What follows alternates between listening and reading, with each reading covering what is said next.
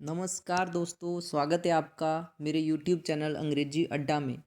और आज इस चैनल पर मेरी ये फर्स्ट वीडियो है जिसमें हम डिस्कस करेंगे विलियम शेक्सपियर की famous poem the seven ages of man.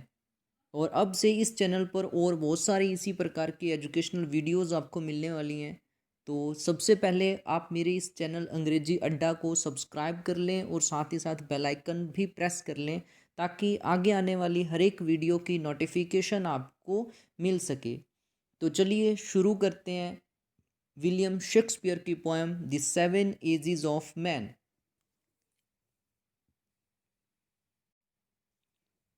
तो इस poem the seven ages of man को रीड करने से पहले हम बात करते हैं इस पोएम की थीम की और इस पोएम के राइटर यानी विलियम शेक्सपियर की। तो इस पोएम के राइटर विलियम शेक्सपियर, जिनका जन्म 1564 में हुआ था और डेथ 1616 में हुई थी, was an English poet, play right, actor and dramatist. तो देखिए यहाँ पे बताया गया है कि जो विलियम शेक्सपियर है, हम सब जानते हैं इंग्लिश के एक ग्रेट पोइट थे, एक महान पोइट थे। तो वो एक महान इंग्लिश पोइट थे, हम सब जानते हैं। एक्टर भी वो थे और प्ले राइट एंड ड्रामेटिस्ट। देखो प्ले राइट और ड्रामेटिस्ट, यहाँ पे मैंने नीचे देखो वर्ड मीनिंग बता रखा है। प्ले राइट एंड ड्रामेटिस्ट का मतलब क्या होता है? नाटक लिखने वाला। प्ले और ड्रामा मतलब नाटक होते हैं। डिफ्रेंशिएट करें इन दोनों को, डिफरेंस करें इन दोनों के बीच में। तो प्ले जो होता है वो होता है स्टेज पे परफॉर्म करने के लिए लिखा जाता है जो प्ले होता है, और ड्रामा जो होता है वो सिर्फ रीड करने के लिए लिखा जाता है। तो वो एक ड्रामेटिस्ट भी थे और प्ले राइट भी थे। ड्रामा और प्ले वो दोनों ही लिखते थे। डिफरेंस मैंने आपको बता दिया है।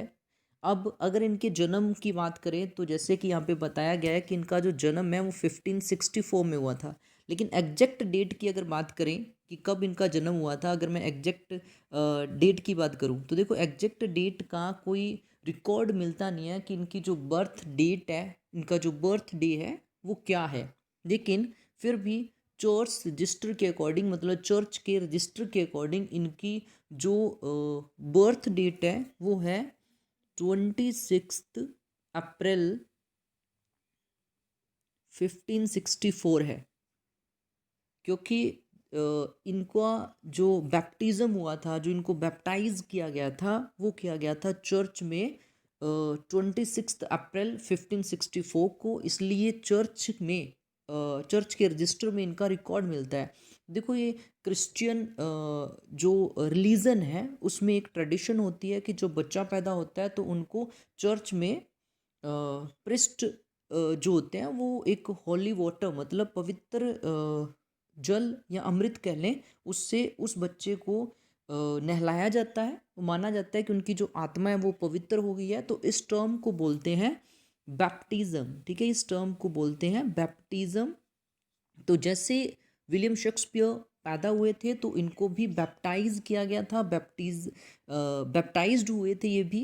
तो ये जो चर्च में जब इनको बैप्टाइज किया गया था वो डेट थी 26 अप्रैल 1564। इसलिए चर्च में एक रिकॉर्ड मिलता है कि इनका जो जन्म था वो 26 अप्रैल 1564 में हुआ था। और डेथ की बात करें तो डेथ इनकी 1616 में हुई थी। ठीक है, डेथ इनकी 1616 में हुई थी। और डेट की बात करें तो 23 अप्रैल थी। 23 अप्रैल 1616 मतलब 23 अप्रैल 1616 में इनकी डेथ हो गई थी। और कुछ स्कॉलर्स की माने तो उनका मानना यह है कि इनकी जो डेथ हुई थी वो इनके जन्मदिन पर ही हुई थी। क्योंकि कुछ स्कॉलर्स ये मानते हैं कि इनको बैप्टाइज तो 26 अप्रैल 1564 में किया गया था, लेकिन जो इनका जन्म हुआ था वो इनके बैप्टाइज होने से 3 दिन पहले, मतलब 23 अप्रैल 1564 में हुआ था। तो कुछ स्कॉलर जो है वो मानते हैं कि इनका जो बर्थ डे है वो 23 अप्रैल, मतलब 3 दिन इससे पहले 23 अप्रैल 1564 मानते हैं। लेकिन अगर रिटर्न में देखें जो हमारे पास है वो है, क्योंकि 23 अप्रैल का कोई रिकॉर्ड नहीं मिलता है, लेकिन जो रिटर्न में अपने पास है वो है 26 अप्रैल 1564। इसलिए जो आपको लर्न रखना है कि कब इनका जन्म हुआ था वो 26 अप्रैल 1564 में हुआ था। और डेथ की अगर इनकी बात करें तो डेथ जो इनकी हुई थी वो 23 अप्रैल 1616 में हुई थी। ऑलमोस्ट ये 52 ईयर्स के थे, 52 ईयर्स के थे जब इनकी डेथ हुई थी। ठीक है, तो अब आगे देखिए, जन्म कब हुआ था ये मैंने बता दिया, डेथ इनकी कब हुई थी ये हमने डिस्कस कर लिया है। लेकिन इसके बाद अब हम देखते हैं कि इनका जो जन्म था वो कहाँ हुआ था। देखो, अगर इनके जन्म की बात करें, जन्म की प्लेस की बात करें, तो इनका जन्म हुआ था इंग्लैंड में। एक रिवर है जिसका नाम है एवन। ठीक है, वर्ड मीनिंग में आपको दिख रही है, एक मैंने एवन करके लिखा हुआ, थर्ड वर्ड मीनिंग देखो तो Avon a river in England. तो एवन नदी के किनारे एक, एवन नदी पे बसा हुआ एक सिटी है जिसका नाम है स्ट्रेटफोर्ड। स्ट्रेटफोर्ड इंग्लैंड के अंदर एवन रिवर पर बसा हुआ एक सिटी है। तो इसी स्ट्रेटफोर्ड में इनका जन्म हुआ था 26 अप्रैल 1564 में। ठीक है, और एवन नदी पर ये जो सिटी है वो बसा हुआ है, इसीलिए विलियम शेक्सपियर को he is often called the bard of Avon. इनको बार्ड ऑफ एवन के नाम से भी जाना जाता है। ठीक है, इनको बार्ड ऑफ एवन के नाम से भी जाना जाता है। बार्ड का मतलब होता है पोइट, तो एवन का पोइट के नाम से भी इनको जाना जाता है। क्यों जाना जाता है? क्योंकि ये जो जिनका जन्म हुआ था वो स्ट्रेटफोर्ड में हुआ था, जो एवन रिवर पर बसा हुआ है।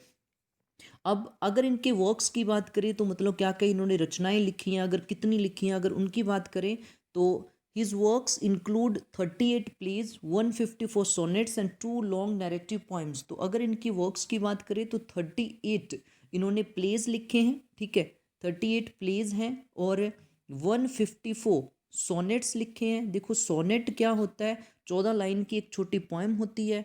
और 2 लॉन्ग नैरेटिव पोइम्स लिखी हैं, 2 लॉन्ग पोएम्स लिखी है, लॉन्ग नैरेटिव पोएम्स लिखे हैं। तो ये तो हो गया इनकी रचनाएं। ठीक है, जो हमें लर्न रखनी है। और उसके बाद आगे देखिए, his plays have been translated into major modern languages.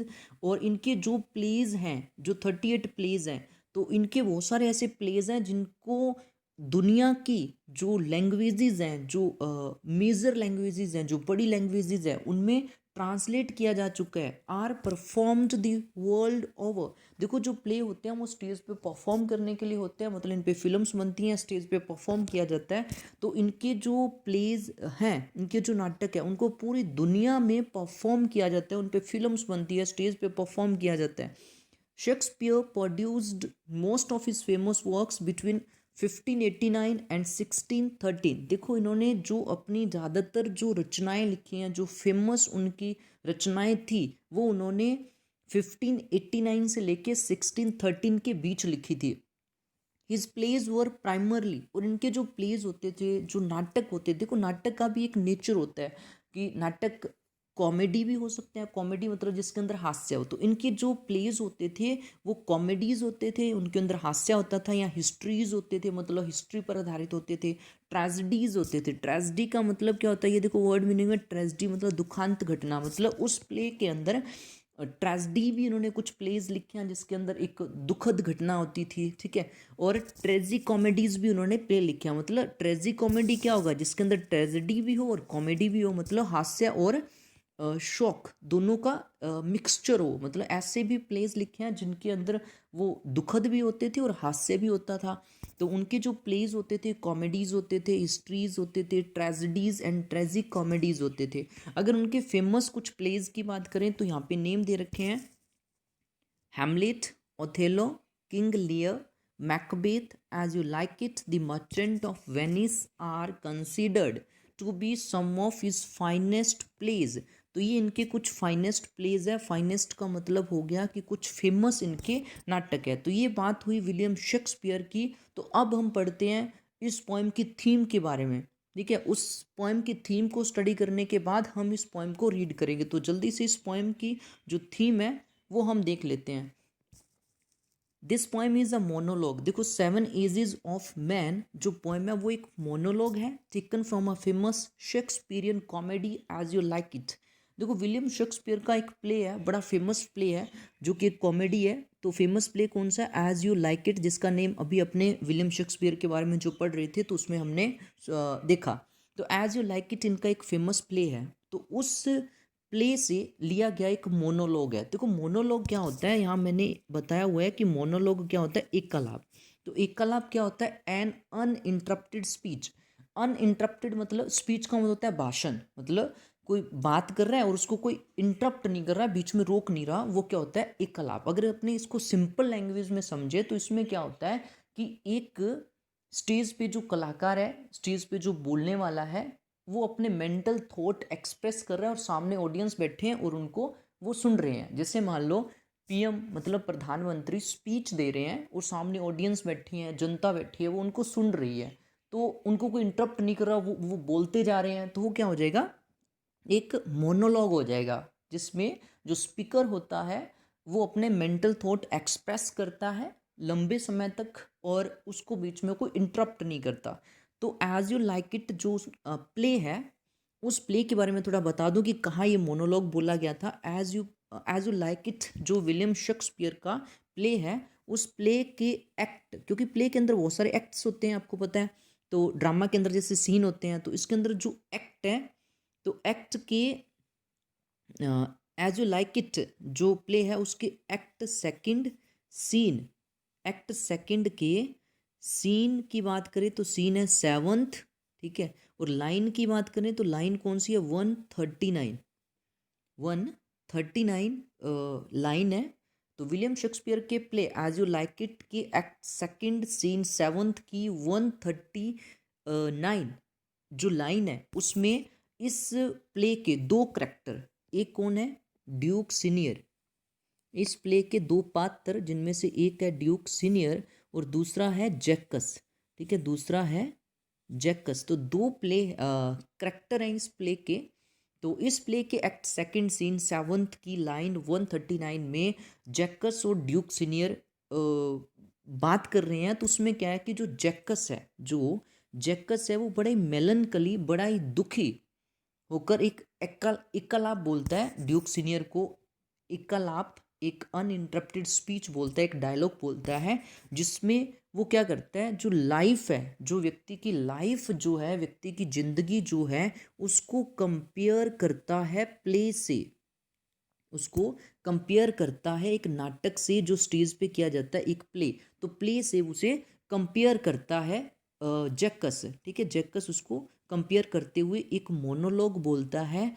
तो देखिए विलियम शेक्सपियर इतने महान थे कि उनके प्ले का एकमात्र डायलॉग आज एक पोएम के रूप में पढ़ा जाता है। तो ये बात समझ आ गई होगी आपको कि ये विलियम शेक्सपियर की जो पोएम हम पढ़ रहे हैं वो एक मोनोलॉग है, जो उनके प्ले, जो उनके द्वारा लिखे गए नाटक एज यू लाइक इट में एक पात्र जैकस के द्वारा बोला गया एक कलाप है, जिसमें वो लाइफ को, ह्यूमन लाइफ को कंपेयर करता है एक प्ले से जो स्टेज पे परफॉर्म किया जाता है, और इस पूरे वर्ल्ड को कंपेयर करता है स्टेज से, ठीक है। It is spoken by मेलनकली Jacques. मेलनकली का मतलब क्या होता है, देखो मेलनकली का मतलब होता है उदास। तो ये जो इक्कलाप है वो एक दुखी या उदास जैकस के द्वारा बोला गया है। जैकस कौन है मैंने आपको बता दिया। According to the poet man's life can be divided into 7 stages. देखो व्यक्ति की जिंदगी को विलियम शेक्सपियर के अकॉर्डिंग हम 7 स्टेजेस में, 7 अवस्थाओं में बांट सकते हैं। जैसे फर्स्ट हो जाती है इन्फेंट की। व्यक्ति अपनी लाइफ में जो रोल प्ले करता है, मतलब जन्म से लेके मृत्यु तक के जो रोल प्ले करता है, उसके बीच के जो रोल होते हैं व्यक्ति के। तो सबसे पहला होता है एक इन्फेंट का, ठीक है, सबसे पहले होता है एक इन्फेंट का, एक बच्चे के रूप में फोटो में आपको दिख रहा है। सबसे पहला रोल होता है एक इन्फेंट का, जब वो इस स्टेज पे आता है, इस संसार रूपी स्टेज में आता है, इस दुनिया में आता है वो। तो दुनिया एक स्टेज है, तो उसमें जो व्यक्ति पहली बार आएगा, स्टेज पे चढ़ेगा, तो पहला रोल उसका हो गया एक इन्फेंट के रूप में। दूसरा रोल, वो थोड़ा सा जब और बड़ा हो जाता है, तो दूसरा रोल होता है एक स्कूल बॉय का, मतलब फिर बचपन की जो स्टेज शुरू हो जाती है, एक स्कूल बॉय का, बचपन में वो स्कूल जाता है। फिर शुरू होती है किशोरावस्था, मतलब 13 से लेके अपने 17 साल या 18 साल के बीच की जो एज होती है उसे टीनेज बोलते हैं। तो तीसरी जो स्टेज होती है वो होती है एक लवर की, ठीक है, टीनेज की अवस्था जो उसे एक लवर की वो अवस्था होती है एक लवर की। और चौथी स्टेज, जो व्यक्ति यंग हो जाता है, जो व्यक्ति जवान हो जाता है, जवानी में होता है, तो वो एज जो होती है वो एक, उसको कंपेयर किया गया एक सोल्जर से। तो फिफ्थ स्टेज जो होती है व्यक्ति के अंदर होती है जस्टिस की। तो जस्टिस मतलब जज की। उसमें व्यक्ति मिडिल एज में व्यक्ति थोड़ा सा जज के समान उसके अंदर क्वालिटीज आ जाती हैं, अच्छी अच्छी बातें करता है और बड़ा एक समझदार सा दिखता है। फिर उसके बाद आती है ओल्ड एज। ओल्ड एज मतलब जो व्यक्ति ओल्ड सा हो जाता है और दुबला पतला सा हो जाता है, तो उसे कंपेयर किया पेंटालून से। पेंटालून क्या होता है, देखो एक कॉमिक करेक्टर होता है। कॉमिक करेक्टर मतलब किसी प्ले के अंदर एक हास्यास्पद करेक्टर, और जिसे दर्शाया कैसे गया होता है ए फुलिश ओल्ड मैन के रूप में, एक मूर्ख सा दिखने वाला ओल्ड मैन के रूप में। तो जो सिक्स्थ स्टेज जो होती है, ओल्ड एज जो होती है, उसमें व्यक्ति क्या लगता है, एक जोकर सा दिखने लग जाता है। तो उसे कंपेयर किया गया एक पेंटालोन से। और लास्ट जो स्टेज होती है ओल्ड एज, इसको मतलब एक्सट्रीमली ओल्ड एज, जिसमें व्यक्ति बहुत ज़्यादा ओल्ड हो जाता है, मृत्यु के बिल्कुल करीब हो जाता है, दांत सारे गिर जाते हैं, आईसाइट वीक हो जाती है।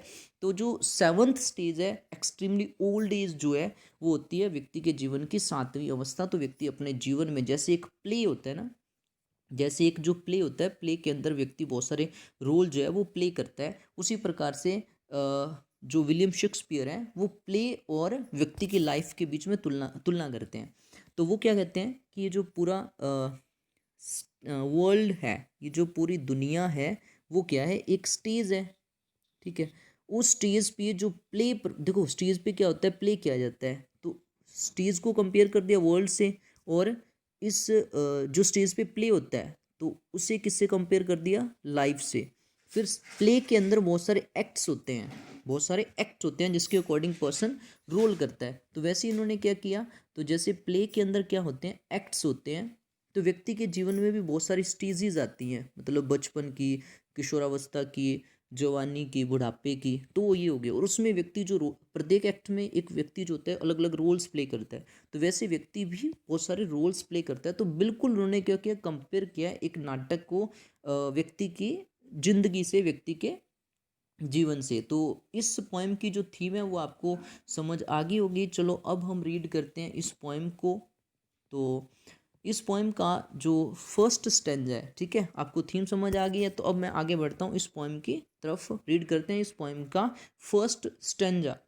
तो the seven ages of man, ये जो पोएम है the seven ages of man, इस पोएम का फर्स्ट स्टेंजा में विलियम शेक्सपियर कह रहे हैं, all the world a stage and all the men and women merely players.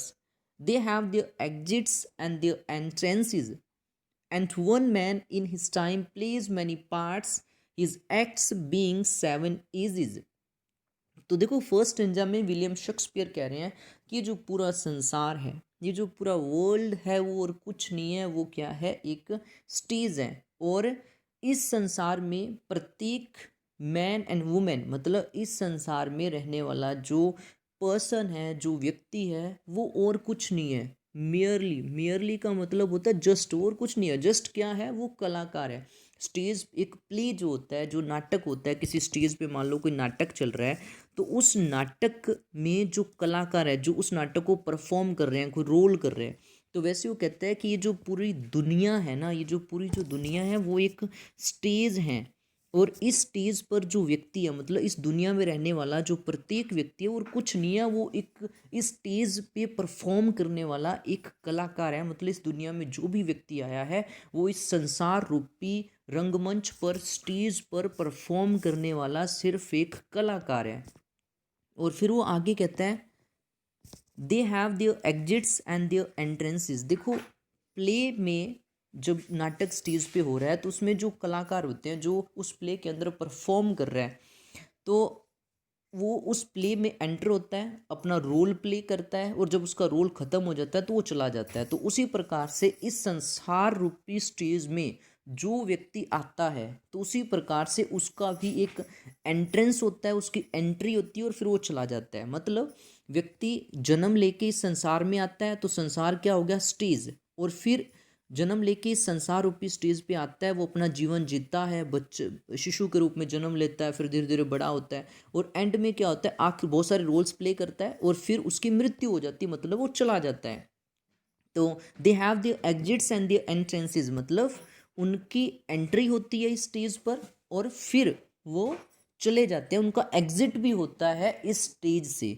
जैसे किसी प्ले में कोई परफॉर्म करने वाला कोई एक्टर जो है उसकी स्टेज पे एंट्री होती है, वो अपना रोल प्ले करता है, फिर वो एग्जिट कर जाता है, वह चला जाता है। तो इसी प्रकार से इस संसार रूपी स्टेज पर भी जो व्यक्ति है वो आता है, जन्म लेता है, अपनी जिंदगी जीता है, रोल प्ले करता है और फिर वो एग्जिट हो जाता है, फिर वो चला जाता है। And one man in his time plays many parts, his acts being seven edges.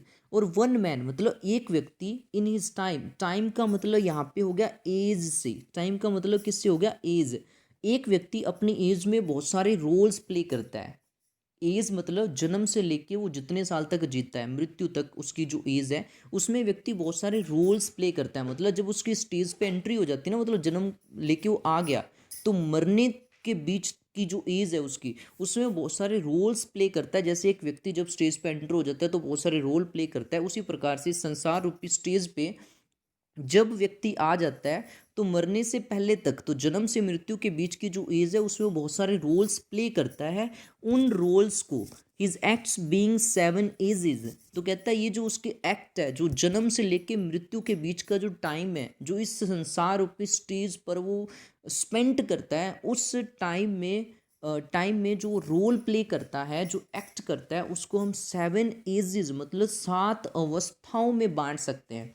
7 अवस्थाओं में बांट सकते हैं, मतलब जन्म से लेकर मृत्यु तक इस संसार रूपी स्टेज पर जो व्यक्ति है वो 7 रोल प्ले करता है, 7 अलग अलग रोल प्ले करता है। तो सबसे पहले, at first the infant mewling and puking in the nurse arms. तो सबसे पहले विलियम शेक्सपियर कहते हैं कि सबसे पहले जब उसकी स्टेज पे एंट्री होती है, एट फर्स्ट द इन्फेंट, तो सबसे पहले वो एक इन्फेंट का रोल प्ले करता है। मतलब इस स्टेज पे, संसार रूपी स्टेज पे वो एक इन्फेंट के रूप में आता है, मतलब एक शिशु के रूप में आता है। जैसे कि आपको फोटो में दिख रहा है, एक शिशु के रूप में वो प्रवेश करता है इस संसार रूपी स्टेज पर। और उसके बाद mewling and puking, mewling and puking का मतलब क्या होता है, देखो म्यूलिंग का मतलब होता है क्राइंग और प्यूकिंग का मतलब होता है वॉमिटिंग। ठीक है, वॉमिट करना, तो वो मतलब होता है प्यूकिंग का। तो कहते हैं कि at first the infant mewling and puking in the nurse arms. देखो नर्स का मतलब अपने माँ, जो उस शिशु को पालती है माँ से। लेकिन ये देखो विलियम शेक्सपियर इंग्लैंड के थे, तो ज़्यादातर हमें पता है कि जो इन्फेंट होता है उसकी पालन पोषण की जो जिम्मेदारी होती है वो एक दाई माँ की होती है। तो उसी प्रकार से वो कहते हैं कि पहली स्टेज में जो वो संसार रूपी स्टेज पर व्यक्ति प्रवेश करता है, तो जो उसकी पहली स्टेज होती है वो एक शिशु की होती है, जिसमें वो नर्स मतलब माँ या फिर जो दाई माँ है उसके हाथों में रोते हुए और उल्टियाँ करते हुए अपना जो रोल है वो निभाता है, अपना जो रोल है वो प्ले करता है रोते हुए। क्योंकि छोटा बच्चा है तो जब उसे भूख लगी है तो भी वो रोएगा, तो रो के वो अपनी बात बताते हैं, अपनी जो समस्या हो, असहाय होता है, हेल्पलेस होता है, तो रो के वो हर एक बात को बताता है। और उल्टियाँ करते हुए, ये भी हमें पता है कि जो छोटा बच्चा होता है कई बार दूध वगैरह जैसे ज़्यादा पी लेते हैं तो वॉमिट करता है, उल्टियाँ करता है। तो अपने जो एज अ शिशु जो उसका फर्स्ट रोल होता है, इस जब उसकी एंट्री होती है संसार रूपी स्टेज पर, तो पहला रोल जो है वो अपना एक इन्फेंट के रूप में स्पेंड करता है। एक इन्फेंट की भूमिका वो इस संसार के स्टेज पे निभाता है। उसके बाद देखो जब नेक्स्ट स्टेज क्या आती है, जब वो बच्चा थोड़ा सा बड़ा हो जाता है, अब बचपन स्टार्ट होता है। जैसे फोटो में आपको दिख रहा है, थोड़ा बच्चा वो बड़ा हो जाता है, इन्फेंट से वो बड़ा हो गया है, चलने फिरने लग जाता है, बात करने लग जाता है। तो उसके बाद जो सेकंड स्टेज है, then the whining school boy. Whining का मतलब होता है कंप्लेनिंग, मतलब जो शिकायत करता हूँ बात बात पे। विद इज सैचल, तो सैचल का मतलब देखो क्या होता है, small bag for carrying school books, मतलब बैग से मतलब होता है स्कूल बैग से। शाइनिंग मॉर्निंग फेस, शाइनिंग का मतलब चमचमाता, चमचमाता हुआ। मॉर्निंग मतलब मॉर्निंग, और फेस का मतलब चेहरा। क्रीपिंग का मतलब होता है रेंगना, रेंगने से मतलब क्या, जैसे सांप है वो रेंगते हुए चलता है, बिल्कुल धीरे धीरे चलता है ना, ज़्यादा तेज नहीं वो चल सकता, तो रेंगते हुए चलना। लाइक स्नेल, देखो स्नेल का मतलब होता है घोंगा। ठीक है, स्नेल का मतलब होता है घोंगा। जैसे ये आपको फोटो में दिख रहा है, ये समुद्र के मतलब सी साइड पे ये मिलता है, सी का जो समुद्र के किनारे ये पाया जाता है। ये जो जीव होता है ये पेट के बल चलता है और बिल्कुल धीरे धीरे चलता है, ये जो स्नेल होता है। तो like snail unwillingly to school, unwillingly का मतलब क्या होता है, बिना इच्छा से। अनविलिंगली मतलब बिना इच्छा से। तो उसके बाद देखिए देन दी विनिंग स्कूल बॉय, जब शिशु का रोल वो प्ले कर लेता है, मतलब अब बच्चा थोड़ा सा बड़ा हो जाता है, सेकंड स्टेज उसकी शुरू हो जाती है, वो मतलब अब स्टेज शुरू होगी बचपन की। तो उसमें दूसरा जो रोल होता है व्यक्ति का, जो दूसरी स्टेज होती है इस संसार रूपी स्टेज पर व्यक्ति के जीवन का जो दूसरा रोल होता है, जो दूसरी स्टेज होती है वो होती है एक विनिंग स्कूल बॉय की। मतलब अब उसे स्कूल जाना पड़ता है और बात बात पे शिकायत करता है, क्योंकि स्कूल जाने का मन नहीं करता, स्कूल वो जाना नहीं चाहता। तो अब एक शिकायती स्कूल बच्चे के रूप में वो दूसरा अपना जो रोल है इस संसार रूपी स्टेज पर वो रोल जो है वो प्ले करता है। तो उसके बाद वो शिकायती स्कूल बॉय के रूप में अपने सैचल, अपने बैग के साथ और अपने चमचमाते हुए मॉर्निंग के जैसे फेस के साथ, चमचमाते हुए मॉर्निंग के जैसे फेस के साथ, देखो बच्चों का चेहरा जो होता है बड़ा फ्रेश होता है, जैसे मॉर्निंग जो होती है फ्रेश होती है, तो मॉर्निंग के समान बच्चा जब स्कूल जा रहा है मॉर्निंग में, तो उसका जो फेस है वो बड़ा ही मतलब चमकता हुआ सा उसका जो फेस है, बड़ा ही फ्रेश उसका फेस है, क्यूट सा फेस है। इसको हम इस तरीके से भी समझ सकते हैं, क्योंकि जब बच्चा छोटा होता है तो जो मदर्स होती हैं उनकी बहुत ज़्यादा केयर्स करती है, उसको पूरा नहला धुला के भेजती हैं, तो फेस जो है उसका बड़ा शाइन कर रहा है, चमक रहा है। तो दूसरी जो स्टेज होती है वो एक शिकायती स्कूल बच्चे की होती है, जिसमें वो अपने बैग के साथ चमचमाते हुए मॉर्निंग के समान चेहरे के साथ एक घोंघे के समान रेंगता हुआ, एक स्नील के समान रेंगता हुआ, मतलब बिल्कुल धीरे धीरे चलता हुआ स्कूल की तरफ जा रहा है, अनविलिंगली, बिना इच्छा से, क्योंकि स्कूल जाने की इच्छा नहीं है, तो बिल्कुल धीरे धीरे वो चलता हुआ जा रहा है। तो ये व्यक्ति के जीवन की सेकंड स्टेज होती है, मतलब ये अपने एज कौन सी होगी, बचपन की एज होगी। तो उसके बाद जब व्यक्ति थोड़ा और बड़ा हो जाता है, और बड़ा होने का मतलब अब वो टीनेज हो चुका है। टीनेज मतलब जब व्यक्ति की जो एज होती है वो हो जाती है, जैसे अपने 13 से 18 के बीच की जो व्यक्ति की एज हो जाती है, 13 से 18 के बीच की जब व्यक्ति की एज हो जाती है उसे टीनेज बोला जाता है, किशोरावस्था बोला जाता है। तो जब व्यक्ति की उम्र 13 से 18 के बीच की होती है तो तब व्यक्ति क्या रोल प्ले करता है, तो उसमें देखो, and then the lover, sighing like furnace, with a woeful ballad made to his mistress eyebrow। तो तीसरी जो स्टेज होती है व्यक्ति के जीवन की, जब वो टीनेज में आ जाता है, तो तीसरी अवस्था व्यक्ति के जीवन की होती है एक लवर की। और इस एज में, क्योंकि जब 17 से 18 साल की जब एज होती है, व्यक्ति एक टीनेजर होता है, तो इस एज में जो पर्सन होता है, जो व्यक्ति होता है, उसका अपने अपोजिट जेंडर जो है उसके प्रति बड़ा अट्रैक्शन होता है। जैसे एक लड़का है तो लड़की की तरफ अट्रैक्ट होगा, लड़की है तो वो लड़के की तरफ अट्रैक्ट होगी इस एज में। तो तीसरी स्टेज जो होती है वो एक लवर की होती है, साइंग लाइक फनेस। देखो, साइंग का मतलब होता है आहें भरना, फनेस का मतलब होता है भट्टी। तो वो भट्टी के समान गर्म आहें भरता है। भट्टी के समान गर्म आहें भरने का मतलब है कि इस एज में व्यक्ति अपनी लवर को मिलने के लिए, अपनी प्रेमिका को, अपने प्रेम को, लव को मिलने के लिए, उसे पाने के लिए तड़फता है, तरसता है। तो इसका मतलब वो साइंग लाइक फर्नेस, मतलब भट्टी के समान गर्म आहें भरने का मतलब है कि वो अपनी प्रेमिका को पाने के लिए, उससे मिलने के लिए, उससे उसकी जो दूरी है उससे सही नहीं जा रही, तो इसलिए वो गर्म आहें भरता है। With a woeful ballad made to his mistress eyebrow. तो मिस्ट्रेस का मतलब यहाँ पे जो है वो प्रेमिका से है, बिलव्ड से है, जिसे वो प्यार करता है। तो आईब्रो का मतलब भौहें होता है, लेकिन आईब्रो का मतलब यहाँ भौहों से नहीं है। यहाँ इसका जो मतलब है पूरी फिजिकल ब्यूटी से है, उसकी पूरी शारीरिक सुंदरता से है। तो इस एज में व्यक्ति भट्टी के समान गर्म आहें भरता है और अपनी प्रेमिका की सुंदरता के लिए, अपनी प्रेमिका की सुंदरता में, उसकी फिजिकल ब्यूटी की प्रेज में वोफुल बैलेड, वोफुल बैलेड का मतलब होता है सैड सॉन्ग, वोफुल बैलेड का मतलब सैड सॉन्ग। तो अपनी प्रेमिका की, अपनी बिलव्ड की फिजिकल ब्यूटी की प्रेज में सैड सॉन्ग्स गाता है। तो इस तरीके से जो व्यक्ति है वो अपनी थर्ड स्टेज जो है वो स्पेंड करता है। उसके बाद देखो, व्यक्ति जब यंग हो जाता है, मतलब जवानी में होता है, जो व्यक्ति जवान है, तो जवानी में जो व्यक्ति होता है, तो उसके बाद व्यक्ति की जो नेक्स्ट स्टेज आती है, मतलब जब व्यक्ति अपने कह सकते हैं 20 से 30 के बीच का होता है, जब व्यक्ति पूरा यंग होता है, तो यंग ब्लड जब होता है वो, तो then a soldier full of strange oaths. देखो ओथ्स का मतलब यहाँ पे दो दो मतलब होते हैं। ओथ का मतलब गाली और कसम दोनों से ही होता है, ठीक है। ओथ का मतलब गाली भी होता है और ओथ का मतलब कसम भी होता है। बियर्डेड लाइक द पार्ड, पार्ड का मतलब लेपर्ड होता है, जैसे फोटो में आपको दिख रहा है तेंदुआ जो होता है लेपर्ड। और बियर्डेड का मतलब होता है दाढ़ी, ठीक है। बियर्डेड का मतलब दाढ़ी, पार्ड का मतलब लेपर्ड, लेपर्ड मतलब होता है तेंदुआ। जेल्स इन ऑनर, देखो जेल्स का मतलब होता है ईर्ष्या करना, जलन करना। और ऑनर का मतलब क्या होता है, रिस्पेक्ट, इज्जत। Sudden and quick in quarrel, seeking the bubble reputation even in the cannons mouth. Bubble reputation का मतलब क्या, देखो यहाँ पे लिखा हुआ bubble reputation, momentary fame. Moment, reputation प्रतिष्ठा होती है। देखो हर एक व्यक्ति अपने जीवन में मान सम्मान चाहता है, प्रतिष्ठा चाहता है कि उसका नाम हो, और उस नाम को कमाने के लिए व्यक्ति कुछ भी गलत सही करने के लिए तैयार रहता है। व्यक्ति हमेशा अपना नाम कमाना चाहता है। लेकिन विलियम शेक्सपियर इस रेपुटेशन की तुलना बबल से करते हैं, एक बुलबुले से करते हैं, क्योंकि जो बुलबुला होता है वो क्षणिक होता है,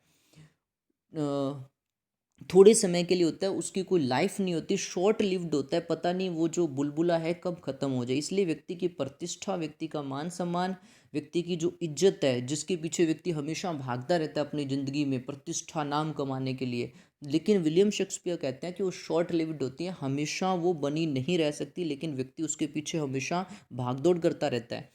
even in the cannons mouth, देखो कैनन का मतलब क्या होता है, तोप। तो यहाँ पे देखो फोर्थ स्टेज विलियम शेक्सपियर बताते हैं, व्यक्ति के जीवन की जो फोर्थ स्टेज होती है उसमें रोल प्ले करता है वो एक सोल्जर का। अब ये नहीं है कि वो आर्मी में भर्ती हो जाता है, मतलब उसके अंदर एक सोल्जर की क्वालिटीज़ होती हैं। देखो सोल्जर जो होता है बड़े बोल्ड होता है, बड़े लीडर होता है, और कुछ भी करने के लिए वो तैयार रहता है, डरता नहीं है, मौत से भी वो डरता नहीं है। और जब अपने युवा होते हैं, जवान होते हैं, तो हम भी, हमारे अंदर इतना जोश होता है, इतना पैशन होता है कि हम किसी से भी डरते नहीं हैं। तो इसलिए जो फोर्थ स्टेज होती है व्यक्ति के जीवन की, तब वो अपने जीवन में रोल प्ले करता है एक सोल्जर का, मतलब उसके अंदर एक सैनिक की क्वालिटीज आ जाती हैं। Full of strange oaths, full of strange oaths, देखो ओथ्स का मतलब कसम भी होता है, क्योंकि जब यंग होता है तो व्यक्ति कसमें खाता है, मैं ये करूँगा वो करूँगा, उसे करियर भी बनाना होता है। तो बहुत सारे सपने या फिर बहुत सारे अपने आप से वादे करता है कि मैं ये करूँगा वो करूँगा। और उसके बाद इसकी एक दूसरी जो इंटरप्रिटेशन है ये भी होता है कि ओथ का मतलब गाली भी होता है। तो इस एज में व्यक्ति जब यंग हो जाता है, युवा होता है, तो अपनी जो स्पीच है, उसकी जो लैंग्वेज है, उसके अंदर वो अब्यूजिव वर्ड्स यूज़ करने लगता है, गालियाँ या फिर अपशब्दों का यूज़ करने लगता है, अजीब प्रकार के शब्द यूज़ करने लगता है, अपशब्दों का यूज़ करता है। तो दो इंटरप्रिटेशन इसकी हो सकती है। बियर्डेड लाइक द पार्ड, देखो पार्ड का मतलब लेपर्ड होता है, लेपर्ड के समान वो दाढ़ी रखता है। तो देखो लेपर्ड की जो तेंदुआ होता है उसके दाढ़ी नहीं होती, लेकिन लेपर्ड के समान दाढ़ी रखने का मतलब है कि वो अनसिविलाइज्ड वे में दाढ़ी रखता है। अनसिविलाइज्ड वे मतलब असभ्य तरीके से दाढ़ी रखता है, क्योंकि युवा है ना, जवान है, तो जैसे मन चाहा वैसे वो दाढ़ी रखता है। और लेपर्ड का मतलब देखो, लेपर्ड क्या था कि यहाँ a symbol of fierceness in the William Shakespeare's time. तो विलियम शेक्सपियर के टाइम में जो लेपर्ड था वो एक निडरता का प्रतीक भी था। तो इस एज में वो निडर भी होता है, क्योंकि जो युवा होता है, जवान जब हम थे तो किसी से भी डरते नहीं थे, एक अलग प्रकार का एक जोश होता है। तो वैसे ही क्या है कि फोर्थ स्टेज में कोई भी जो पर्सन होता है वो एक सोल्जर के समान, फुल ऑफ स्ट्रेंज ओथ्स, बहुत सारे अजीबोगरीब अपने आप से वादे करता है, कुछ भी करने के वादे करता है। और या फिर इसकी दूसरी इंटरप्रिटेशन ये है कि वो अपनी जो स्पीचीज़ है, जो है उसके जो उसकी लैंग्वेज है उसमें जो अब्यूजिव वर्ड्स यूज़ करने लगता है, अपशब्दों का यूज़ करने लगता है। और बियर्डेड लाइक द पार्ड, और लेपर्ड के समान वो निडर, तेंदुए के समान वो निडर और बोल्ड दिखता है। जेल्स इन ऑनर, और ऑनर के लिए बड़ा वो जेल्स करता है। ऑनर के लिए जेल्स करने का मतलब है कि उसे अपनी इज्जत की बड़ी फिक्र रहने लगती है, रिस्पेक्ट की बड़ी फिक्र रहती है। Sudden and quick in quarrel, और झगड़ा करने के लिए, बात बात पे झगड़ा करने के लिए तैयार रहता है। जब भी बात उसकी ऑनर पे आती है, जब भी बात उसकी इज्जत पे आती है, रिस्पेक्ट पे आती है, तो झगड़ा करने के लिए बड़ा तैयार रहता है। मतलब उसकी ऑनर को ठेस नहीं पहुंचनी चाहिए, उसकी इज्जत मान सम्मान जो है उसको अगर ठेस पहुंचती है उसकी, तो वो झगड़ा करने के लिए भी तैयार रहता है।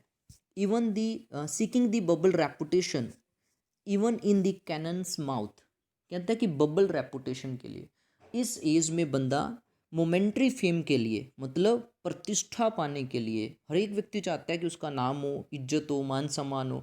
तो उस इज्जत मान सम्मान प्रतिष्ठा के पीछे, उस मोमेंट्री फेम के पीछे जो व्यक्ति है इस एज में वो डरता नहीं है और तोप के मुंह में जाने के लिए भी तैयार रहता है। तोप के मुंह में जाने का मतलब है कि बड़े से बड़ा खतरा लेने के लिए भी इस एज में व्यक्ति तैयार रहता है। बस उसे चाहिए क्या होता है, एक रेपुटेशन चाहिए होती है, अपनी इज्जत चाहिए होती है, अपना एक नाम चाहिए होता है।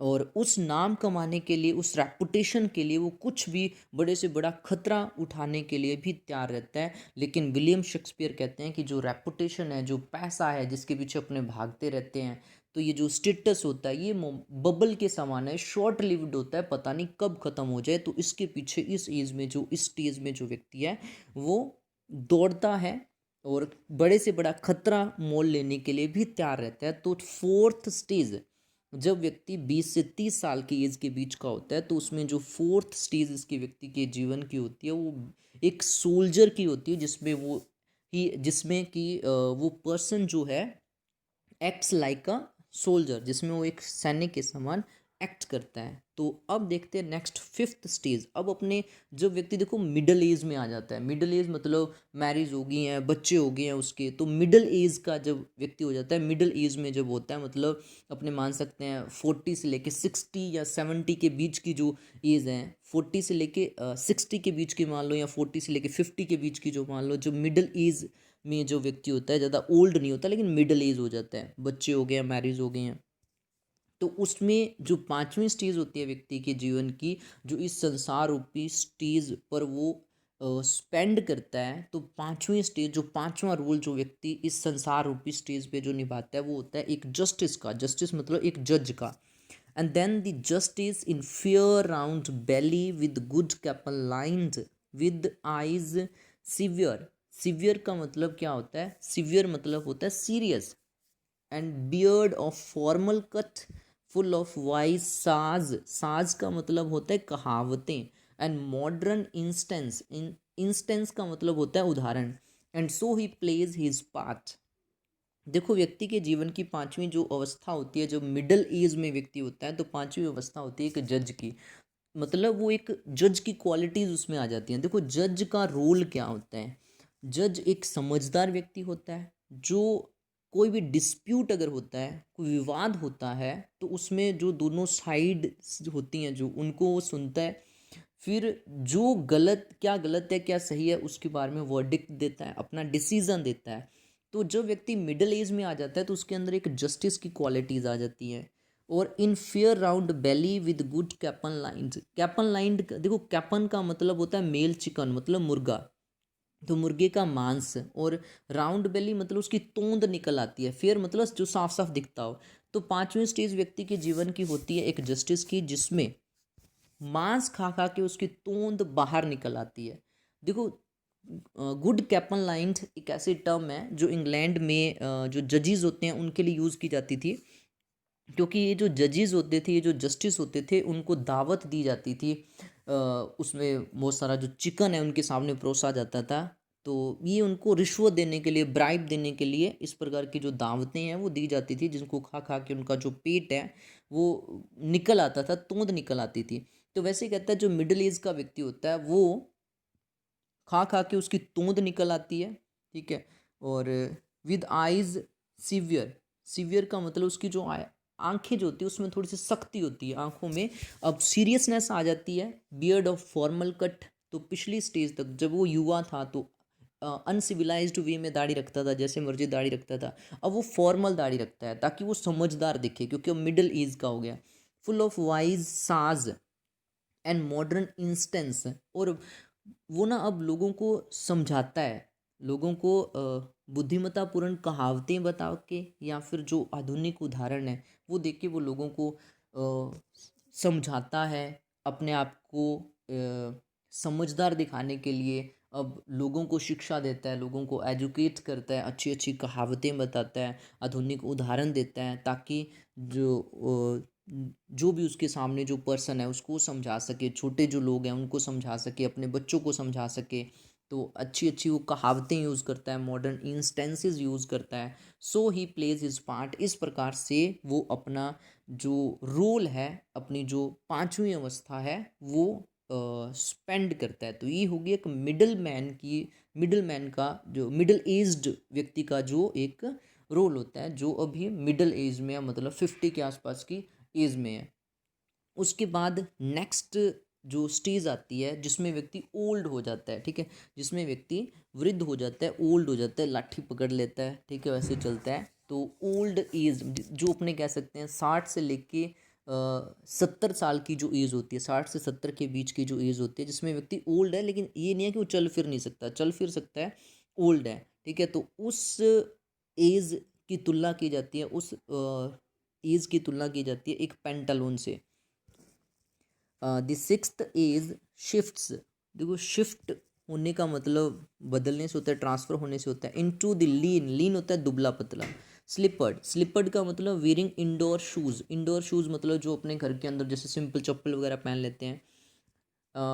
पेंटालून का मतलब आपको बताया था, पेंटालून ए फनी ओल्ड मैन होता है जो मजाकिया सा दिखता हो। ये यहाँ पे पेंटालून की फोटो इस प्रकार का करेक्टर है जो इसे पेंटालून के रूप में दिखाया जाता था, एक ओल्ड मैन होता था और उसे फुलिश सा दिखाया जाता था।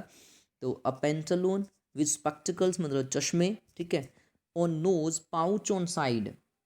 देखो पाउच का मतलब क्या होता है, यहाँ देखो, is soft fold of loose skin that hangs down as a result of illness and old age. देखो जो बंदा ओल्ड हो जाता है या फिर कोई लंबी बीमारी से ग्रसित रहता है तो उसकी जो स्किन है वो थोड़ी लूज हो जाती है, लटक सी जाती है। जैसे अपने देखना जो बंदा ओल्ड होगा ना, तो ओल्ड पर्सन की जो स्किन होती है वो लूज हो जाती है, वो ना लटक जाती है, उसकी गालों से स्किन जो होती है वो भी लटकी सी होती है। तो और भी शरीर के जो हिस्से हैं जैसे पेट है, तो वहाँ से भी जो स्किन है वो लूज हो जाती है।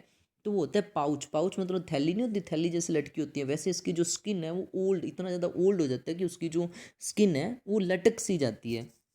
हिज यूथफुल होज, देखो होज का मतलब होता है टाइट फिटिंग लेग कवरिंग्स। जैसे अपने लेगिंग्स जो होती हैं, लेगिंग्स जो होती हैं, जो अपने टाइट फिटिंग क्लॉथ होता है जो उसे होज कहते हैं। ये पैंट भी कह सकते हैं, जैसे अपने जीन मान लो थोड़ी टाइट फिटिंग जो होती है। लेकिन अगर इसको अपने देखे तो अपने जो होज है सॉक्स भी होते हैं, लेकिन ऐसे सॉक्स जो मतलब ये लगभग ऊपर घुटनों तक जाते हैं ना, वो सॉक्स, तो उसे होज कहते हैं। और well saved a world too wide for his shrunk shank।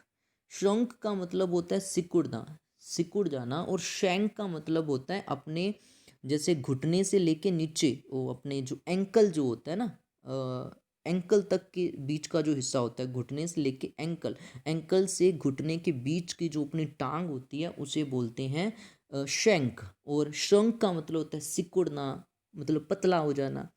And his big manly voice, उसकी जो मर्दाना आवाज़ थी, turning again towards childish treble. Treble का मतलब ही हाई वॉइस होता है, तीखी आवाज़ होता है, ट्रेबल का मतलब तीखी आवाज़ से होता है। Whistles in his sound, whistles का मतलब होता है सीटी की आवाज़ आना। अब देखो कहते हैं छठी अवस्था में व्यक्ति जो है एक दुबले पतले व्यक्ति में बदल जाता है, क्योंकि उसे बहुत सारी बीमारियां लग जाती हैं, ओल्ड हो जाता है। तो जैसे वो जवानी में था वैसा नहीं रहता है, वो लीन हो जाता है, मतलब दुबला पतला हो जाता है छठी अवस्था में। जब मतलब जो मान सकते हैं कि जब व्यक्ति 60 से 70 साल या 75 साल का होता है, तो इसमें ओल्ड एज जो होती है उसमें व्यक्ति दुबला पतला हो जाता है, उसने स्लीपर पहन रखे हैं, चप्पल पहनी होती है, और नाक पर एक बड़ा सा चश्मा लगा रखा है, और साइड का जो मांस है वो लटका हुआ है, गालों का जो मांस है वो लटका हुआ है, और चप्पल पहनी हुई है। तो वो ना एक पेंटालून सा लगता है, वो ना एक मूर्ख या एक जोकर सा लगता है। और हिज यूथफुल होज, और उसकी जवा यूथफुल क्या हो गया, जवानी के, होज का मतलब हो गया आप सॉक्स मान लो, जुराबे, लेकिन लंबी जुराबे जो है। और जो उसकी जवानी की जुराबे जो थी, जो उसने सेव करके रखी हुई है, उसकी जवानी में जो वो पहनता था, क्योंकि जवानी में तो मोटा था लेकिन अब पतला हो चुका है, तो जो वो होज पहनता था, जो वो सॉक्स पहनता था, जो उसने अब सेव करके रखी हुई है, वो कितनी बड़ी होगी है, world too wide, world too wide मतलब इतनी, इस दुनिया की जितनी बड़ी हो गई हैं। दुनिया की इतनी बड़ी क्यों हो गई हैं, क्योंकि वो सॉक्स इसके लूज हो गए हैं। लूज क्यों हो गए हैं, फॉर इज श्रंक शैंक, क्योंकि देखो यहाँ से लेके यहाँ तक का हिस्सा होता है जिसमें अपने सॉक्स पहनते हैं। तो उसने कहा कि इसका जो शैंक है, मतलब एंकल से लेके ये नी तक, नी के बीच का जो हिस्सा होता है, वो जो टांग जहाँ अपने सॉक्स पहनते हैं, वो जो श्रंक हो चुका है, श्रंक हो चुका है मतलब वो सिकुड़ चुका है, वो जो हिस्सा है वो पतला हो चुका है, तो उसकी जो लेग्स है वो पतली हो चुकी है।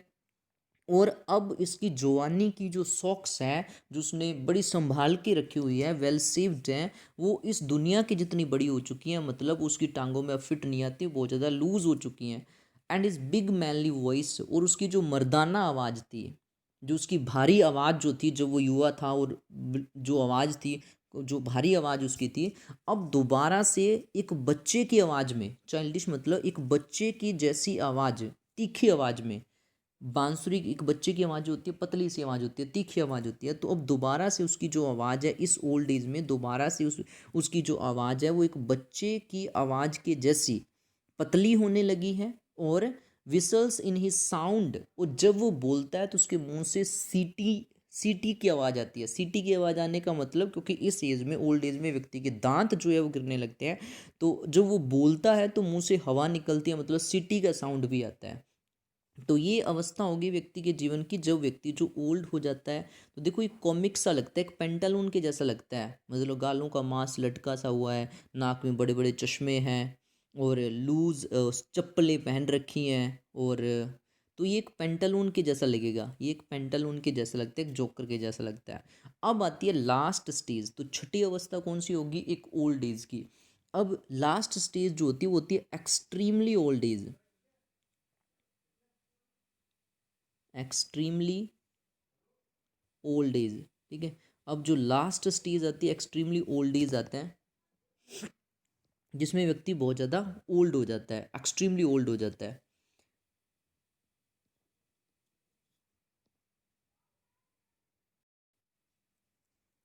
Last scene of all that ends this strange eventful history is second childishness mere oblivion. Oblivion, sense teeth, sense eyes, sense taste and sense everything. तो देखो लास्ट सीन जो होता है, क्योंकि जो प्ले होता है उसमें व्यक्ति की एंट्री होती है, फिर बहुत सारे रोल्स प्ले करता है, और एंड जो होता है वो इस स्टेज से एग्जिट कर जाता है, उस प्ले का जो करेक्टर होता है वो स्टेज से एग्जिट एग्जिट कर जाता है। उसी प्रकार से व्यक्ति इस संसार रूपी स्टेज पर आता है, जन्म लेता है, बहुत सारे रोल प्ले करता है इस स्टेज पर, और अंत में उसकी मृत्यु हो जाती है, वो एग्जिट कर जाता है। तो अब जब व्यक्ति इस संसार रूपी स्टेज से एग्जिट करने वाला है, जब मृत्यु के पास होता है, तो उसका जो सबसे अंतिम रोल होता है, कहता है जो सबसे अंतिम रोल होता है, लास्ट सीन ऑफ ऑल, तो कहता है जो सबसे लास्ट सीन है, जो व्यक्ति का सबसे लास्ट स्टेज जो होती है, लास्ट रोल जो होता है, that ends this strange eventful history. देखो हिस्ट्री का मतलब क्या है, story of man, story of man, मतलब आदमी की जो कहानी है, आदमी की, क्योंकि प्ले के अंदर भी एक कहानी होती है ना, तो जिसमें अलग अलग करेक्टर्स होते हैं जो रोल प्ले करते हैं, तो वैसे कहता है इस व्यक्ति की जो कहानी है वो ख़त्म हो जाती है। लास्ट की जो अवस्था होती है, जो एक्सट्रीमली ओल्ड एज है, जो मरने वाला है, ठीक है, तो इसमें व्यक्ति की जो स्टोरी थी, आदमी की जो स्टोरी थी, जन्म से लेके अब तक की जो स्टोरी थी, मतलब व्यक्ति की जो कहानी है वो अब एंड हो जाती है इस सेकंड चाइल्डिशनेस। और कहता है इसको, मतलब जो सेवन्थ स्टेज है जिसमें एक्सट्रीमली ओल्ड एज जो है, उसको दूसरी चाइल्डिशनेस, मतलब दूसरा बचपन भी कह सकते हैं, दूसरा बचपन भी कहा जाता है, मियर ऑब्लिवियन। देखो ऑब्लिवियन क्या होता है, forgetting everything and being forgotten by everybody. तो ऑब्लिवियन ये होता है कि जिसमें व्यक्ति सब कुछ भूल जाता है, और या फिर दूसरा ये भी होता है कि उसे भुला दिया जाता है। तो जो व्यक्ति एक्सट्रीमली ओल्ड हो जाता है, एक्सट्रीमली ओल्ड एज में जो व्यक्ति होता है, देखो वो सब कुछ भूलने लगता है, वो सब कुछ भूलने लगता है, और जो उसके आसपास रहने वाले जो लोग हैं, जो परिवार के सदस्य हैं, वो भी उस व्यक्ति को, या फिर जो उसके जानने वाले हैं, वो सारे जो लोग हैं उसको भुलाने से लगते हैं, उसकी केयर कम करते हैं, मतलब उसको भूल से जाते हैं। तो इसलिए कहते हैं ये जस्ट ऑब्लिवियन है। ऑब्लिवियन मतलब जिसमें उस पर्सन को भुला दिया जाता है, जो आसपास के लोग हैं, जो उसके परिवार के लोग हैं, वो उसे भुलाने लगते हैं, मतलब उसकी अहमियत इतनी नहीं रहती, उसको भुलाने लगते हैं, और वो खुद भी भूलने लगता है, उसकी जो मेमोरी है वो थोड़ी लॉस, मेमोरी जो है वो कम हो जाती है, याद नहीं रख पाता है, तो वो थोड़े वो खुद भी भूलने लगता है, और लोग भी उसे भूल जाते हैं, मतलब ज़्यादा उसको इम्पोर्टेंस ऑफ देते नहीं है। और ये जो स्टेज होती है सेकंड चाइल्डिशनेस होती है, दूसरा बचपन भी होता है, क्योंकि देखो जब व्यक्ति व्यक्ति इस स्टेज पे आता है, बचपन में होता है, तो बचपन में व्यक्ति जो होता है वो दूसरों पे डिपेंड होता है। बचपन में जो पर्सन होता है, जो भी बच्चा जो होता है वो दूसरों पे डिपेंड होता है, हर एक काम के लिए उसे दूसरों पे डिपेंड रहना पड़ता है बच्चे को। उसी प्रकार से इस एज में भी व्यक्ति दूसरों पे डिपेंड हो जाता है, खुद वो कुछ नहीं कर पाता, चल फिर नहीं सकता, तो दूसरा बचपन भी इसे कहा जा सकता है। सेंस थी, देखो सेंस एक फ्रेंच वर्ड है जिसको वैसे प्रोनाउंस जो है शॉन किया जाता है, sans teeth, sans eyes, sans taste, sans everything. मतलब इस एज में व्यक्ति बिना दांतों के, दांत उसके गिर जाते हैं, जैसे बचपन में भी दांत नहीं होते वैसे इस एज में भी व्यक्ति के जो दांत है वो निकल जाते हैं। सेंस आइज, बिना आंखों के, बिना आंखों के मतलब उसकी जो आई साइट है वो वीक हो जाती है। जैसे बचपन में उसकी आई साइट कमज़ोर थी, वीक थी, एक बच्चे की वीक होती है, वैसे इसकी भी इस एज में भी व्यक्ति की जो आई साइट है वीक हो जाती है। सेंस टेस्ट, किसी भी प्रकार का उसे अब टेस्ट नहीं रहता। टेस्ट मतलब रुचि, किसी भी काम में उसकी रुचि नहीं रहती, क्योंकि चार पैसे उठा जाएगा तो ही वो काम करेगा, तो ही वो रुचि लेगा, तो उठा ही नहीं जाता, इतना ओल्ड हो जाता है, तो किसी भी काम में उसकी रुचि नहीं रहती। जैसे बच्चे की एक किसी भी काम में रुचि नहीं होती। और टेस्ट, इसका दूसरी इंटरप्रिटेशन टेस्ट का दूसरा भी हो सकता है कि उसका स्वाद चला जाता है, मतलब अब उसे जवान था तो मन करता था कि ये खाऊं वो खाऊं, तो अब उसका वो उस टाइप का टेस्ट भी चला जाता है इस एज में। सेंस एवरीथिंग, हर चीज़ के, हर प्रकार की चीज़ के बिना हो जाता है। तो इस प्रकार से व्यक्ति की जो लास्ट स्टेज होती है वो एक्सट्रीमली ओल्ड एज होती है, जिसमें मृत्यु के बिल्कुल करीब होता है और लास्ट में वो एग्जिट कर जाता है, मृत्यु हो जाती है व्यक्ति की। तो इस पोएम के माध्यम से हमने डिस्कस करी व्यक्ति के जीवन की 7 स्टेजेस, जिसमें फर्स्ट स्टेज थी एक इन्फेंट की, जिसमें वो बच्चे के रूप में स्टेज पर आता है। तो फर्स्ट होगी एक इन्फेंट की। सेकंड स्टेज जो हमने देखी थी वो होती है एक स्कूल बॉय की, ठीक है, सेकंड स्टेज देखी हमने स्कूल बॉय की। थर्ड स्टेज जो थी वो एक लवर की होती है। फोर्थ स्टेज एक सोल्जर की होती है। फिफ्थ स्टेज एक जस्टिस की होती है। फिफ्थ सिक्स्थ स्टेज एक ओल्ड एज है। और सेवन्थ स्टेज की बात करें तो एक्सट्रीमली ओल्ड एज होती है। तो ये जो पोएम है वो अपनी कंप्लीट हो चुकी है। फिर भी कोई स्टेंजा या कोई वर्ड जो है वो आपको समझ ना आया हो तो आप कमेंट करके बता सकते हो कि कहाँ आपको समझ नहीं आया था।